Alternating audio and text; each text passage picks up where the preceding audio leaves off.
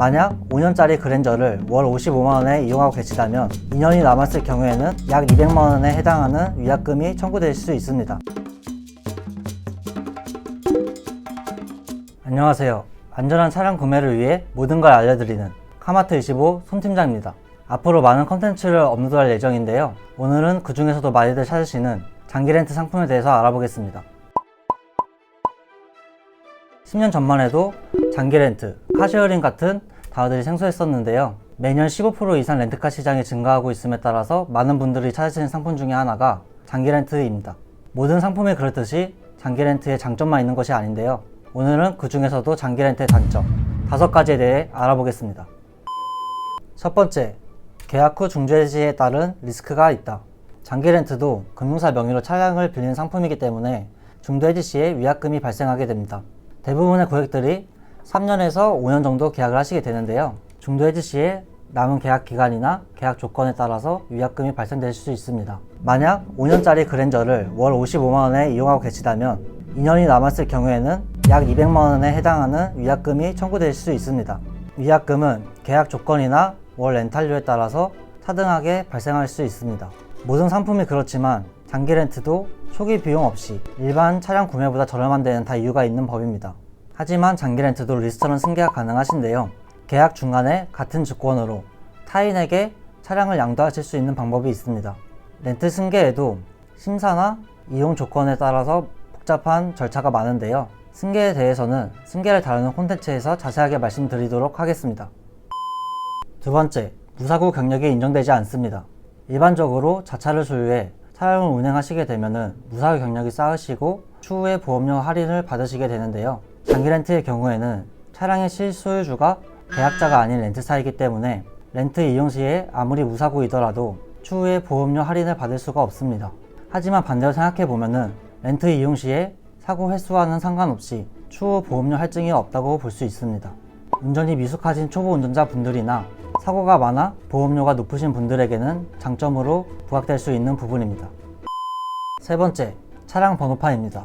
최근 들어 도로에 나가보시면 상당수의 차량들이 하허호자로 되어 있는 것을 쉽게 찾아볼 수가 있는데요. 국내의 경우에는 렌터카는 무조건 하허호자 3가지로만 번호판을 발급받게 되어 있습니다.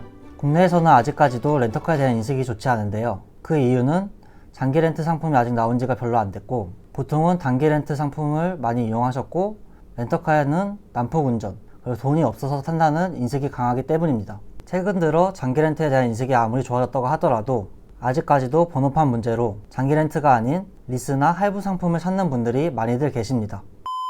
네 번째, 장기 렌트는 사업자 비용 처리 및 세금 혜택 때문에 하는 거다.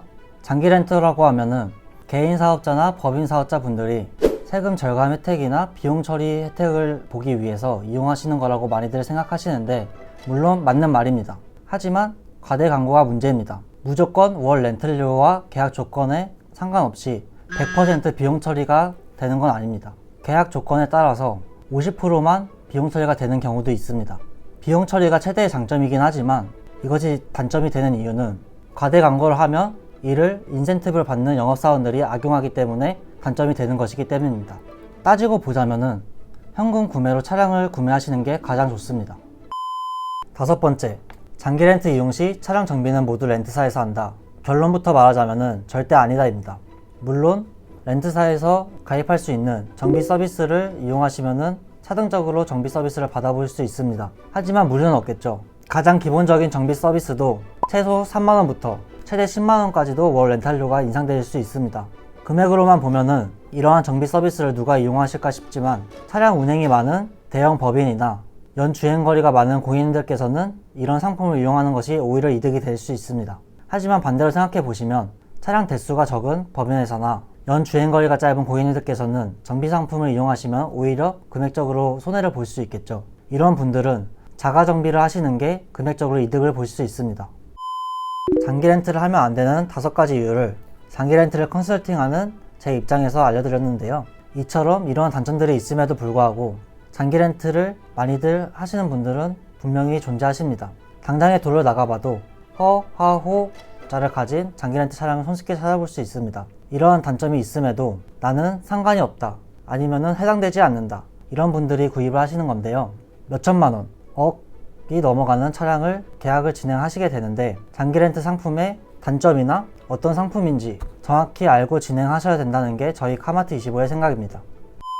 장기 렌트를 업으로 하는 업체임에도 불구하고 이러한 단점을 소개시켜드린 이유는 자신에게 맞는 상품이 무엇인지, 그리고 그 상품에는 리스크가 어떤 것이 있는지 알려드리기 위함이고, 장기 렌트 업체 중에는 수많은 업체들이 많지만 사기성 업체, 허위 가전 광고 업체 같은 곳들이 판치는 와중에 한 곳이라도 믿을 만한 곳이 있다면 좋겠다는 마음에서 이 채널을 오픈하고 운영해 보고자 합니다. 다른 업체에 문의 후에 돌다리도 두들겨 본다는 심정으로 제 요청이나 비교 견적 문의를 주세요. 저희는 인센티브를 지급하는 영업사원이 근무하는 회사가 아닙니다. 금융사의 심사 조건을 통과 후에 제일 저렴한 차량을 뽑으시면 됩니다. 비교하는데 돈 드는 거 아니잖아요. 5분만 투자하시면은 1, 2년 차량 유지 비용 아끼실 수 있습니다. 더 궁금하신 차량이나 상품에 대해서는 댓글에 남겨주시면 감사하겠습니다. 그럼 다음 영상에서는 장기 렌트의 장점 5가지를 가지고 돌아오겠습니다.